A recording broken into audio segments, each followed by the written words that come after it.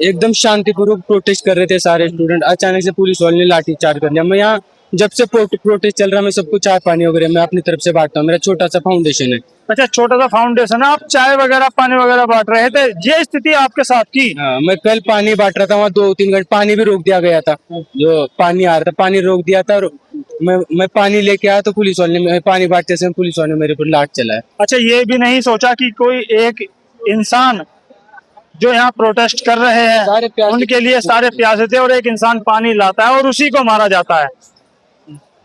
मतलब कोई किसी के ऊपर वो किसी को ना, बच्चियों को किसी लड़कियों को तो उन्होंने कपड़े फाड़े हमारे सामने। पुलिस वाले अच्छा। लड़की को तो मेल पुलिस वाले, फीमेल पुलिस वाले भी नहीं थे वहाँ पे, मेल पुलिस वाले लड़की के ऊपर हाथ चला रहे थे कल। देखिए, आप दिखाइए किस तरीके से भाई के सर में भी चोटें हैं, पैर में भी चोटें, आप पैर में भी दिखाइए थोड़ा सा जूम करके कि किस तरीके से भाई को मारा गया है। आप देखिए, ये जंतर मंतर की स्थिति है कि यहाँ पर जो किस तरीके से लाठी चार्ज हुआ था और भाई जो एक मानवता का काम कर रहे थे उनके ऊपर इस तरीके से लाठी चार्ज करना, क्या ये मानवता है? क्या अब से पहले भी आमरण अनशन हुए हैं, क्या उनमें लाठी चार्ज किया गया था? अरे गांधी जी के समय में भी 11वें दिन अनशन में पानी पिलाया गया था, उसके बाद भी धरना प्रदर्शन हुए। जब केजरीवाल और अन्ना हजारे का जो प्रोटेस्ट चल रहा था वो यही जंतर मंतर है, वहां भी लाठी चार्ज नहीं हुआ था। लेकिन बीते पिछले कल की हम अगर बात बताएं आपको तो ये स्थिति है भाई। बहुत ऐसे महिलाओं को बैड टच किया गया, महिलाओं को मारा गया, छोटे बच्चों को नहीं छोड़ा गया, छोटे बच्चों को मारा पीटा गया, महिलाओं के कपड़े तक फाड़ दिए गए। ये स्थिति है देश की राजधानी दिल्ली की, जो यहाँ पर शांतिपूर्ण प्रोटेस्ट कर रहे थे उनके ऊपर लाठियां बरसाना क्या सही है? और आज हम जब लाठियां बरसाई जा रही थी हम तब भी थे और आज भी है। आप अगर देख रहे हैं तो मानवता के हिसाब से एक जो उसके घर में बालक भी है, बच्चा भी है, भाई बहनें भी है, क्या कहेंगे उनके बारे में, क्या बोलेंगे उनके बारे में? बताइएगा, हम आपको ऐसी ही खबरें दिखाते रहेंगे। नमस्कार। गुलामी की जंजीरों को हम तोड़ के आए हैं, हमने इतिहास रचा था, आज भी रचेंगे, कल भी रचाएंगे। भाई को देखिए कि ये देश वीरों का है, दलालों का नहीं। बराबर में शहीद आजम भगत सिंह जी की फोटो है। क्या नाम है भाई आपका? भाई मेरी मांग यही है, जो दिल्ली पुलिस ने कल हमारे स्टूडेंट्स के साथ जो भी लाठीचार्ज वगैरह किया वो देख के मुझसे रहा नहीं गया। आज तक मैं भी सोचता था कि हर चीज पीसफुल हो, लेकिन इस चीज को मैं पीसफुल नहीं रखता अगर ये देश की जनता ही हमारी पुलिस ना होती तो, क्योंकि जो पुलिस है वो भी इंडिया की है, हम कुछ कर नहीं सकते। अगर ये लोग अंग्रेज होते तो हम इनका हाल भगत सिंह की तरह करते। तो किसी को मारने का अधिकार तो नहीं दे दिया किसी? नहीं, हम इसलिए तो हमारे पास कोई अधिकार नहीं है किसी को मारने का, इसलिए हम बस भगत सिंह का सपोर्ट कर सकते हैं। तो हम भगत सिंह जी का सपोर्ट कर रहे हैं और ये मांग कर रहे हैं कि दलालों को हटाया जाए, असली देशभक्तों को सत्ता के अंदर लाया जाए। जैसे कल एक बर्बरतापूर्ण स्थिति की गई थी, क्या कहेंगे? उसके ऊपर मैं यही कहना चाहूंगा कि डेमोक्रेसी धीरे धीरे भारत में मरती जा रही है और उसको जिंदा रखने के लिए ऐसे लोग जैसे यहाँ पे आए हैं बहुत जरूरी है। तो इनको सपोर्ट करने के लिए आज मैं अपना कॉलेज का पेपर छोड़ के आया हूँ और जितने पेपर छोड़ने पड़े मैं छोड़ूंगा, लेकिन देश बदल के रहूंगा। देखिए, भाई का एग्जाम था लेकिन भाई से रहा नहीं गया। क्यों नहीं रहा गया? आपने कल की तस्वीरें, फोटो, वीडियोस तो देखी होगी कि कल की स्थिति क्या थी। और भाई पेपर छोड़ के आए हैं, रहा नहीं गया, तो ये जुनून एक अलग ही पहचान रखता है। नमस्कार। देखे भाई ने भी लगाया हुआ कि दोबारा से कि दिल्ली पुलिस याद रखो, तुम्हारे बच्चों का भविष्य भी इसी देश डूब रहा है। नीचे लिखा हुआ है यह है निकम्मी सरकार की गुलामी बंद करो। भाई कहाँ से आप आए हैं? मैं दिल्ली नरेला से। क्या कहेंगे आप पोस्टर के बारे में और क्या दर्शाना चाहेंगे? दिल्ली पुलिस की जो कल रिपोर्ट थी वो किसने नहीं देखी, जो मीडिया चैनल किसी ने रिपोर्ट नहीं कराया वो अपना नरेटिव दिखाएंगे कि दिल्ली पुलिस के लोगों पर आरोपों ने आक्रमण किया है। बिना वर्दी के कोई कांस्टेबल किसी को भी लाठी मार देता है, फाइबर का डंडा लोग मार मार के तोड़ अपनी लाठियों के नीचे कीले लगा रखी है, और जो बिना वर्दी के कांस्टेबल किसी पे भी हमला बोल रहा है उसकी कार्रवाई कौन करेगा, उसकी सुनवाई कौन करेगा? जनता पे तो डंडा मार रहे हैं, पेपर में तो बच्चे मर रहे हैं, रोड पे बच्चे जब कल उतरे थे उनका भी पूरा हत्याकांड करने की पूरी तैयारी। दिल्ली पुलिस को सरेआम आदेश दे रहे कि जो भी आए उसको जहां मारने मारो, हम देख लेंगे। दिल्ली पुलिस की जो जांच है वो करेगा कौन? दूसरा कोई भ्रष्ट आदमी दिल्ली पुलिस का करेगा उसकी जांच। अपने साथी को तो कोई कुछ बोलेगा नहीं। प्राइवेट पुलिस वाले, दिल्ली पुलिस वाले, इनको अधिकार कौन देता है किसी गरीब के बच्चे पर लग चलाने का? उसको लग जाए, कोई दिहाड़ी मजदूर वाला बच्चा आ रहा है, उसका हाथ टूट जाए, राइट हैंड टूट जाए, तो 1.5 महीने का उसका इसका कार्रवाई कौन करेगा? दिल्ली पुलिस से जवाब कौन मांगेगा? बिना देखे जब कल दिल्ली पुलिस डंडे मार रही थी, नरेंद्र मोदी युवा प्रधान सदन में कर रहा था, धर्मेंद्र प्रधान हंसता हुआ बाहर निकल रहा था, 1 महीने से यहाँ प्रोटेस्ट चल रहा है, उसकी पेशेंट का इतना आलम है कि वो हंसते हुए बाहर निकल रहा है। उसकी जरा से शर्म तक नहीं आ रही है कि बच्चों को मैं आदेश देकर लट चलवा रहा हूँ कि उनको देख, उसके बच्चे तो यहाँ पढ़ेंगे नहीं। आप तो हमारे बच्चे, ये जो दिल्ली पुलिस वालों की अभी कांस्टेबल की भर्ती निकली थी, हमारे गाँव में से 15-15 लाख रुपए देके ये कांस्टेबल की भर्ती में लगते हैं, और फिर जब इनको आदेश मिलता है, हमारे किराए पर 11 पुलिस वाले रहते थे, उनको आदेश दिया गया था कि लट मारो, हम देख लेंगे। इनकी कार्रवाई कौन करेगा? जब किसी को लट पड़ रहा है तो उसका इलाज तो करवा दो, कम से कम हाथ टूट रहा है, हाथ फट रहा है, सर फट रहा है, तुमने तो अपना लट मार के साइड हट गए। फिर उनका कार्रवाई यहाँ पर टूटी फूटी कारें पत्थर ला के इन्होंने रख दी। सेंट्रल दिल्ली में यहाँ ना पत्थर है, ना अंडर कंस्ट्रक्शन रोड है, यहाँ इतने बड़े बड़े पत्थर है। ये कश्मीर तो है नहीं जो पत्थर पहाड़ से लेकर आ जाएंगे। लोग जनता जागरूक हो रही है, मोदी से लोग त्रस्त हो रहे हैं। मोदी का अब तक डर था कि हम आवाज उठाएंगे तो दिल्ली पुलिस जैसा ट्रीटमेंट मिलेगा। कल यहाँ पर सारे छात्रों को पता था कि हम आएंगे, दिल्ली पुलिस हम पे लट बजाएंगे, सबके जूतर लाल होंगे, पर फिर भी आए जनता ने आवाज उठाई कल आकर। भैया कौन गारंटी भैया हमारा? उल्टा है, उल्टा है।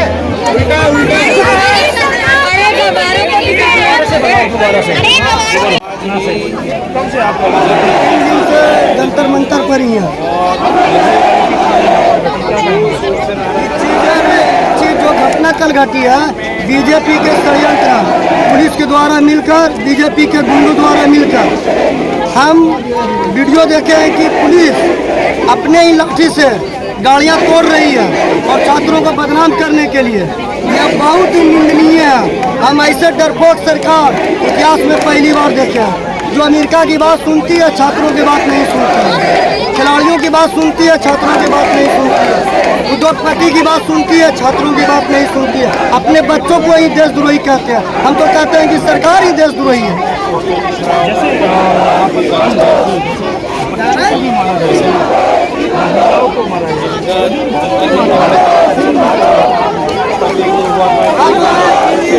और अंग्रेजों से भी दब सरकार है। हम लोग को दादा लड़े थे गोरों से, हम लोग लड़ रहे हैं चोरों से। हम लोग के दादा लड़े थे गोरों से, हम लड़ रहे हैं आरएसएस के नालायक औलादों से। आरएसएस के नालायक, इसलिए आरएसएस को हम बोले। आरएसएस कोई संस्था नहीं है भारत में, और उसी का शाखा बीजेपी है, उसी का पैदाइश बीजेपी है। तो गुंडागर्दी तो करेगी ही करेगी, छात्रों पर लाठियां करेगी ही करेगी, क्योंकि इन्होंने सवाल से भागते हैं। आज तक भारत के इतिहास में 12 साल से नरेंद्र मोदी की सरकार में और 2014 से पहले जितना भी प्रोटेस्ट हुआ, कोई भी प्रोटेस्ट को बदनाम करने के लिए सरकार आतंकवादी पाकिस्तानी नहीं कहा करता था। और कांग्रेस के सत्ता के बाद, बीजेपी की सत्ता में आने के बाद हर आंदोलनकारी को पाकिस्तानी, चीनी, दिखाना दिखाना, पता नहीं नरेंद्र मोदी के दिमाग में क्या है, इसके अंधभक्त के दिमाग में क्या है। नरेंद्र मोदी के तो हमें लगता है कि 3 प्राण है, उद्योगपति, मोदी मीडिया, अंधभक्त। नरेंद्र जिस प्रकार रावण के प्राण नाभि में था, उसी प्रकार नरेंद्र मोदी के प्राण 3 चीज में है। आप सुन लीजिए, पहला प्राण मोदी मीडिया, दूसरा प्राण उद्योगपति, तीसरा प्राण अंधभक्त। बराबर बोले भाई, बहुत सही, बहुत सही। और मोदी जी के 3 काम, और सुनिए एक मिनट को, मोदी जी के 3 काम। पहला काम चुनाव यात्रा, उसके बाद आराम से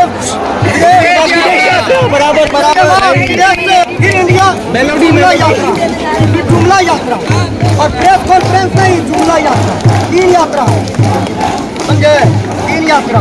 और 3 यात्रा जब फुर्सत मिले तब सुनेंगे, अमेरिका के सुन लेंगे, उसके बाद लोगों के सुन लेंगे। मन की बात, अरे मन की बात तो पत्नी से करना चाहिए, मन की बात तो गर्लफ्रेंड से करना चाहिए। तो मन की बात ही करते मेरे लोडिंग से क्या भैया, मन की बात आप अपनी मन की बात किसी से नहीं कहिएगा, मगर गर्लफ्रेंड से कुछ भी होगा ना, तब गर्लफ्रेंड से कहिएगा, पत्नी से कहिएगा, ना कि आप विदेश के महिलाओं से कहिएगा।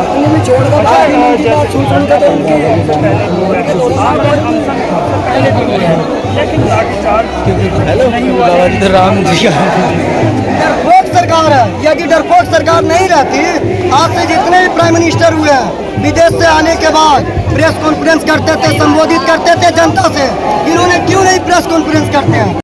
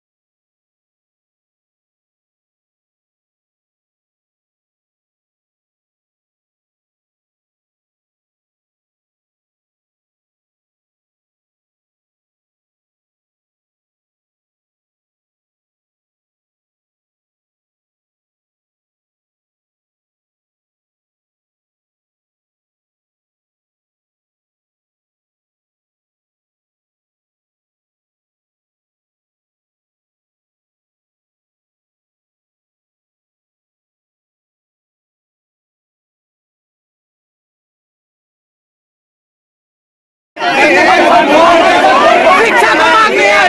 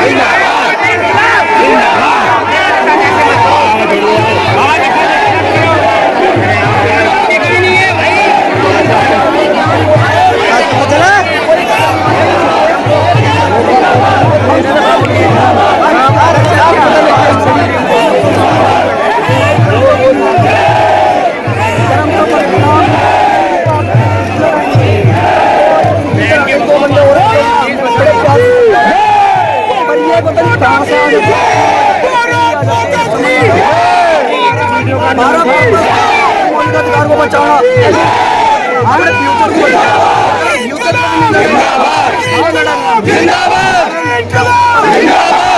कोई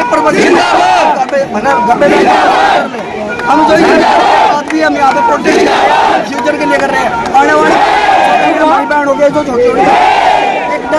प्रोटेस्ट चल रहा है, यहाँ पर लाठी चार्ज हुआ है, कल पत्थरबाजी हुआ है, लड़कियों के कपड़े क्यों फाड़े गए? सब मेरे पुलिस वाले क्यों नहीं है? पुलिस वाले का नेम टैग क्यों नहीं है? उनकी उम्र हो चुकी है, अपने काम धंधे उनके पूरे हो चुके हैं। एक कहावत है ना, कीड़ा से दांत में नहीं होता, ये हकीकत है।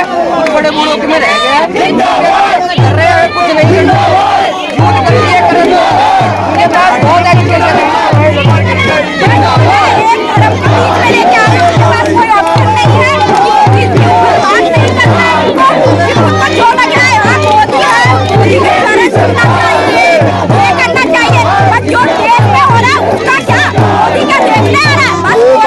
यात्रा कर रहा है, कुछ नहीं देख रहा है, रोड में इतने गड्ढे हो रहे हैं, क्यों आया?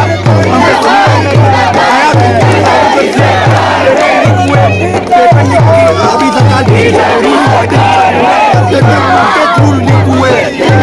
अभी आप देख सकते हैं यहाँ पर धर्म का चोला लेकिन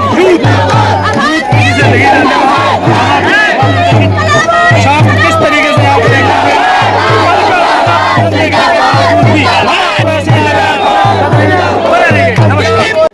नहीं आइए, आ भी गए।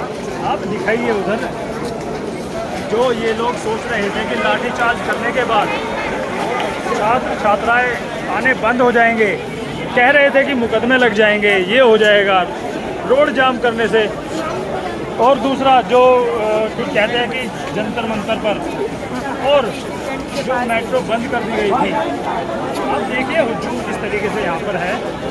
जो लोग सोच रहे थे कि लाठीचार्ज हो गया है, वहाँ मत जाना, ये होगा वो होगा, फलाना होगा ढिंकाना होगा, लोग कह रहे थे। लेकिन देखिए यहाँ पर लोग किस तरीके से छात्र छात्राओं के लिए, और आप उधर भी दिखाइए आप किस तरीके से यहाँ पर छात्र छात्रा इकट्ठा हो चुके हैं। जो सोच रहे थे यहाँ से चले जाएंगे, मुकदमे हो जाएंगे, BNS 163 लागू करने के बाद नहीं आएंगे, 4 लोगों से ज़्यादा इकट्ठे नहीं होंगे। देखिए ये छात्र हैं, छात्रों का हुजूम है जो देखते ही बनता है। जंतर मंतर का नज़ारा कुछ अलग ही देखने को मिल रहा है। अब देखिए महिला एक नहीं दो नहीं सैकड़ों महिलाएं, और देखिए क्या पोस्टरों के माध्यम से विरोध कर रहे हैं। भाई साहब एक अलग ही नज़ारा। अम्मा जी से बात करते हैं, क्या नाम है जी आपका?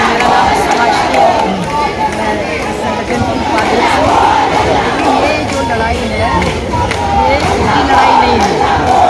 भारतीय जनता पार्टी एक मनोवादी पार्टी है, ये सबका अधिकार का हनन कर रही है और इसने बड़ी लंबी चोरी की है और इसने बच्चों के भविष्य की चोरी की है। अगर जैसे कल की स्थिति आपने देखी होगी, आज महिलाओं को मारा गया, बच्चों को मारा गया। सरकार ने दिखा दिया कि वो किसकी सरकार है। वो गरीबों की सरकार नहीं है, छात्रों की नहीं है, महिलाओं की नहीं है, बच्चों की नहीं है, आम लोगों की नहीं है। ये सिर्फ अंबानी और अदानी की सरकार है। उन्हीं को सुरक्षा बाकी सब की है, उन पर आपको रोजगार दी है। आज मैं आपको कहना चाह रही बात के माध्यम से चंदा चोरी की, वोट चोरी की, सब कुछ किया। अब ये आगे आने वाली पीढ़ी की भविष्य की चोरी कर रहा है।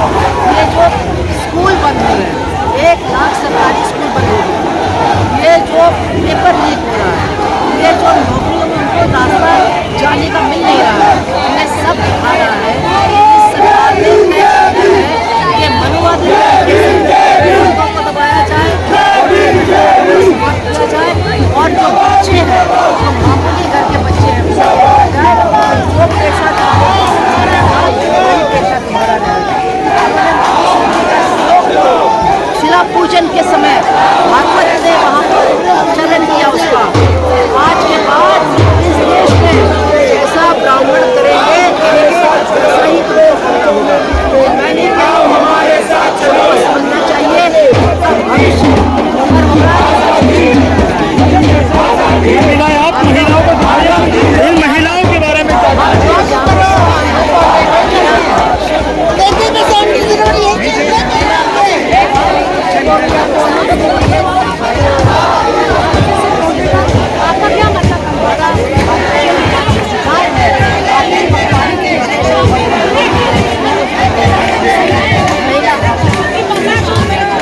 जैसे आवाज उपाध्यक्ष जी थी उनकी, और हम महिलाएं एक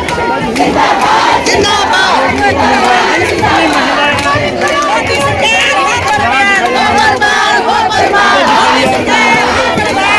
तरीके से यहाँ पर जंतर मंतर पे एक अलग ही नज़ारा आप देखने को मिल रहा है। आप इधर घुमाइए चीज़ों को,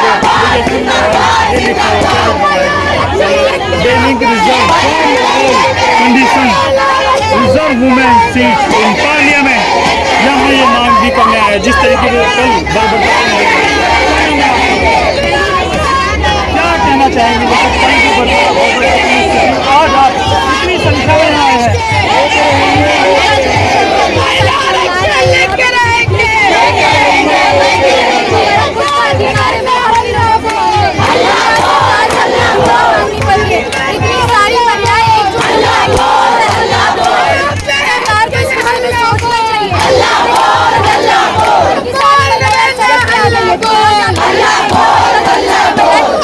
क्यों आई है आप रिजर्वेशन लागू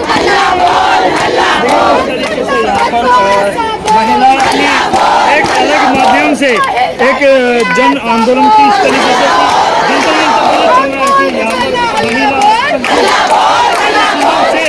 जोड़ने की सांप्रदायिक राजनीति नहीं चलेगी। यहाँ पर आप देखिए दूसरा स्लोगन आपको दिखाएंगे कि 35% महिला आरक्षण लागू क्यों नहीं, भाजपा सरकार जवाब दो। आइए बात करते हैं यहाँ पर, क्या नाम है जी आपका?